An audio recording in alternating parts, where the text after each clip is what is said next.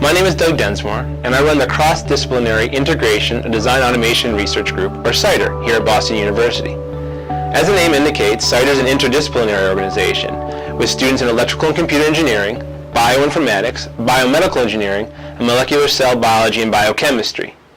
The goal of CIDAR is to integrate computational techniques largely derived from electrical engineering and computer science and apply those to experimentally verified synthetic biological systems. Synthetic biology is the design of novel biological systems for applications in biotherapeutics, bioremediation, biosensing, and biomaterials. DNA sequences with known functionality can be encapsulated as parts. These parts then can be formed into composite devices. Eventually, we hope to be able to design entire genomes using this methodology.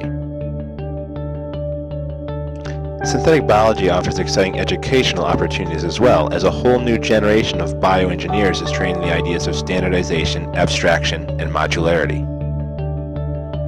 Synthetic biology has also led to the exciting interaction between both industrial partners and academic researchers to create an entire new ecosystem of design opportunities. All of our research projects broadly can be specified as projects that help us explore the specification of synthetic biological systems, their design, or physical assembly. The specification problem in synthetic biology is formally capturing the behavior of a biological system and transforming that behavior into a form which can be computed over. The design challenge in synthetic biology is then taking a data structure representing a biological behavior and manipulating that such that it can actually be physically implemented as a collection of DNA parts. The assembly challenge in synthetic biology is then to take a collection of DNA parts and come up with an optimized plan to physically assemble them using liquid handling robotics. CIDAR was inspired by my early experience with synthetic biology, where I saw two things. One, I saw computational folks spending lots of time solving problems that experimentalists weren't particularly interested in. And conversely, experimentalists were spending lots of time designing systems which had already been developed computationally. Therefore, it was my goal to bring the two fields together, both computation and experimentation. Electronic design automation, or EDA, is the field that creates software tools to design electronic systems. Over the last 40 years, this field has evolved bottom-up from manual, hand-created designs to the synthesis of billion-plus component devices from high-level languages. The potential exists to leverage many techniques from this field. The challenge will be identifying the most useful techniques early and building on them with experimental synthetic biologists. One of the biggest software artifacts of CIDAR is a design framework called Clotho. Clotho is one of the three sister faiths that spun the thread of life, and likewise, Clotho can create novel biological systems, starting with basic biological building blocks. Those building blocks are housed in relational databases, either at MIT, UC Berkeley, or at Boston University. Once connected to a repository, users write custom apps to manipulate those designs, either through the specification of the system they like to create, design rules for then creating it, or physical assembly rules to create a composite DNA device. Those apps are wide and varied, and it's my expectation that the community contribute to these apps in such a way that we create an open source ecosystem. The development of Clotho began in 2007 while I was working with Chris Anderson at UC Berkeley. We wanted to build a tool around a common data model used in varied workflows. Our goal was that Clotho would be continued and evolve along with the field. Clotho is unique in that, as an open source project, it's our expectation that someone in the community, perhaps even you, creates the next hot Clotho app. Partnering with Autodesk helped us to get an initial Clotho launch site, and current NSF funding is directed toward our App Store. One of the interesting aspects of CIDAR is its ability to bridge both the computational domain and the experimental domain. CIDAR research is partitioned into three domains: application areas, wet lab projects, and computational projects. Applications act as design drivers for our wet lab, and computational tools are applied to experimental needs and computationally challenging questions.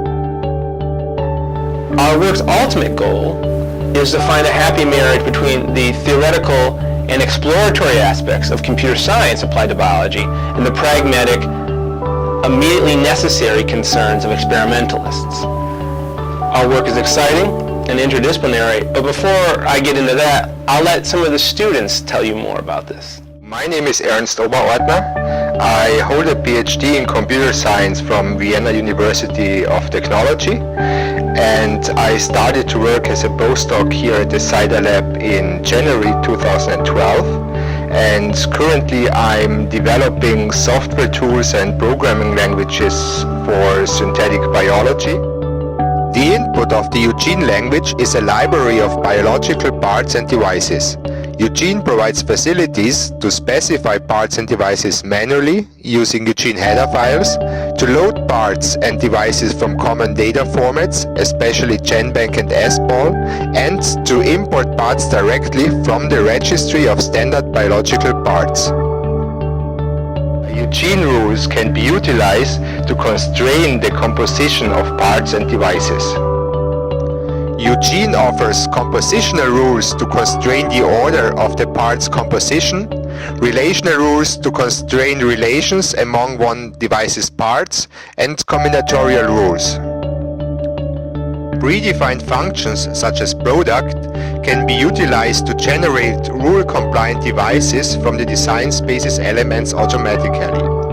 The output will be a set of devices that comply to the specified rules and the specified control flow. In Clotho, for example, those devices can then be further processed in order to assemble them physically with liquid handling robotics.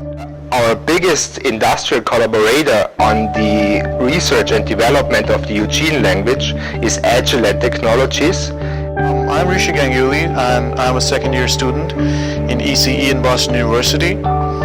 And my current area of research has to do with computer design tools for specification of biological systems. Cello is a Clotho-based CAD tool for specification and design of biological systems. Akin to the design flow in electrical engineering where designers specify the behavior of an electronic system in a high-level language, Cello also encapsulates softwares and algorithms to generate biological circuitry from a high-level language. Using Cello, one can describe the behavior of a circuit in a language called Verilog, ubiquitous in design specification for electronic circuits. A piece of Verilog code gets compiled into a logic circuit with components as logic gates, which describes the behavior of output signals as a function of its input signals. Cello can translate the intermediate logic circuit representation to an abstract genetic regulatory network, which functionally satisfies the specification. Given a connection to a database of biological parts, the resultant network can be populated with the corresponding part types. Furthermore, if we have characterization data available for the parts, Cello can generate simulations to quantitatively analyze if the circuit matches the specified behavior. Hi, I'm Cassie Huang. I'm a second-year PhD student in Professor Densmore's CIDAR lab. My area of expertise is computation. I work on domain-specific languages like Eugene. Eugene Scripter is an app in Clotho for editing Eugene code. Using Eugene Scripter, the user can import parts from the Clotho database into Eugene code, edit the Eugene code, and export the devices generated by the Eugene code back into the Clotho database. Eugene Scripter can also export the devices in the synthetic biology open language format. Eugene Scripter is part of the Clotho Data Exchange Network, where parts defined in Eugene may be freely converted into Clotho data objects and synthetic biology open language data objects, and vice versa. The Synthetic Biology Open Language, or SBAL, is a standardized format for information exchange between various synthetic biology CAD tools. Both Eugene and Clotho are SBAL compatible and can communicate with any other tools in the SBAL ecosystem. One of the key requirements of all our design tools is that they have reliable experimental data with which to process. Hi, I'm Evan Appleton. I work in the CIDAR lab. I'm a third-year bioinformatics PhD student. I work both on programming in the dry lab, and I also work on experiments in the wet lab. I work on DNA assembly algorithms with biological parameters, so you're answering a question of how do I put a large part together in the best way for not only speed and the shortest amount of stages and steps. You're also concerned with different parameters with testing, things that don't get put together well, that sort of thing. Prior DNA assembly algorithms have been developed to optimize assembly of a large construct with a couple of heuristics. Steps, reactions to put a number of parts together, and stages, assuming steps can be done in parallel, how quickly can all steps be performed. My assembly algorithms are different in the sense that prior approaches haven't taken into consideration the biological factors of putting parts together. There's been algorithms that have been developed that decide how to put parts together quickly, but they don't account for important factors such as maybe the parts are too small to extract from a gel. Maybe you want to build things that can be tested with flow cytometry as soon as possible. Maybe you want to build things such that you can have a very clean assay or separation on the gel so you know what you're making. Characterization is important because in order to design large devices, you need to know the very specific workings of the parts that you're using. There's no set of standards right now in the community for measuring these parts in either isolation or in certain systems. So this needs to be developed. And without this information, the power of the computational approach is severely limited. My name is Swapnil Bhatia. I'm a postdoc at the Densmore Lab at Boston University. I am a computer scientist by training, and I have some background in proteomics and synthetic biology. A laborious activity in bioengineering is the execution of biological protocols, and so Puppeteer is a robotic software framework that automates this process in an easily usable and programmable way. So synthetic biology is focused on making biology an engineering discipline, and this is really new, and we don't know much about how to go about doing this.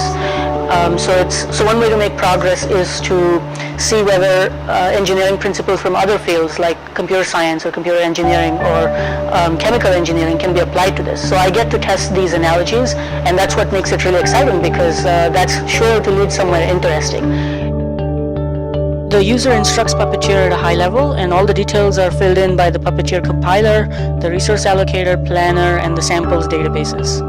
Puppeteer algorithms operate on a data structure called an assembly graph and systematically transform it into a protocol graph, which is ultimately translated into robotic code. Puppeteer is designed in such a way that it may be connected to different robots from various vendors.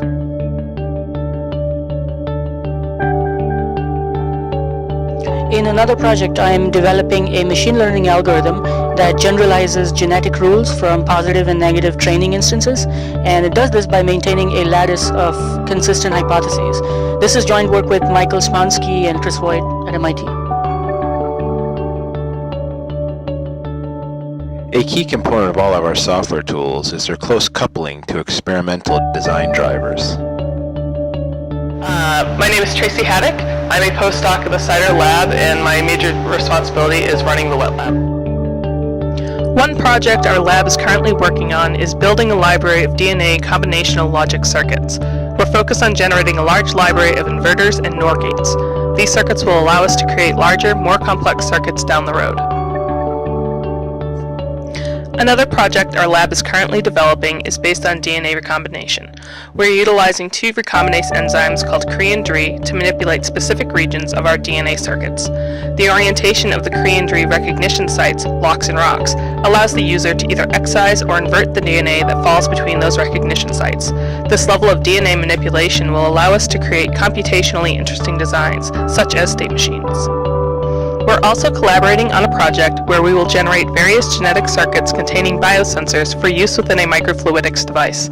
This project could lead to an application outside of the lab, where this work could be developed into a powerful detection device for use in contaminated environments. My name is Sonia Iverson, and I am a second-year graduate student getting my PhD in the Molecular and Cellular Biology and Biochemistry program.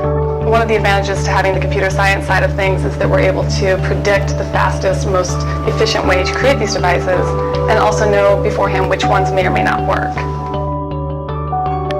Part of my work at CIDAR involves working with the comp sci half of the group to test the software they're designing and provide feedback and biological data. This is a very circular relationship, as the software requires data relating to such things as biological constraints in construction of genetic circuits, relative promoter strength, and the effects of part positioning within a larger construct. Using this information, they are able to provide software mostly in the form of Clotho-based apps that takes these factors into account and helps us to intelligently construct designs in a streamlined fashion. We are actively working back and forth together. So the computer scientists will have an idea, and the biologists will tell them why that might not work in a real-life system. while the biologists are trying to do things, the computer scientists might have a more efficient way to do it. And when you put that all together, it just provides this much stronger platform to be doing synthetic biology. We are working on using controllable in vivo DNA manipulations to record events in a living cell, primarily through the use of site-specific recombinases. Much of my work involves creating an array of constructs and characterizing their functions in order to determine all of the biological constraints that need to be considered in order to intelligently and reliably design such devices. My name is Shaikhar. I'm a fourth-year PhD student in the CIDAR lab. I am working on combinatorial logic circuits in DNA and RNA, and I'm currently integrating them into a microfluidics platform. One of the ways I'm integrating computation into my work is to create a new registry for BU that ties in my experimental data along with the computational tools that our lab has called Clotho. Along with our research agenda, CIDAR has a number of community and educational outreach programs. For CIDAR outreach, we've participated in iGEM, which is the International Genetic Engineering Machine Competition, for the last 2 years. In 2011, we partnered with Wellesley College. We were awarded a gold medal and won the Best Software Award at the World Jamboree. This year, we have a BU-only team, and our project is wet lab driven. We hope to introduce the DNA assembly technique called MoClo to the iGEM community and promote sharing of information between labs through the production of a datasheet. So one of the things I think is unique about the CIDAR group is that we're very open to working with undergraduates or even high school students. For example, this summer I mentored a high school student from California who was here on a 6-week program just to kind of get her hands dirty in a wet lab, and she also learned a little bit of programming as well. And there's not very many situations where a high school student can find themselves in a position to do that, both the wet lab and computer science kind of work like that. In fact, the robotic automation project is largely run by me and two of my superstar undergrad collaborators, Janu Fernandez and Alejandro Pelaez. Without the work that I've done at CIDAR Lab, I probably would not have been introduced to synthetic biology and probably not working on synthetic biology itself. Synthetic biology is in its infancy. The CIDAR Lab is excited to tackle some of its biggest challenges, define many key concepts, and employ computational and experimental methods together to discover practical, foundational solutions.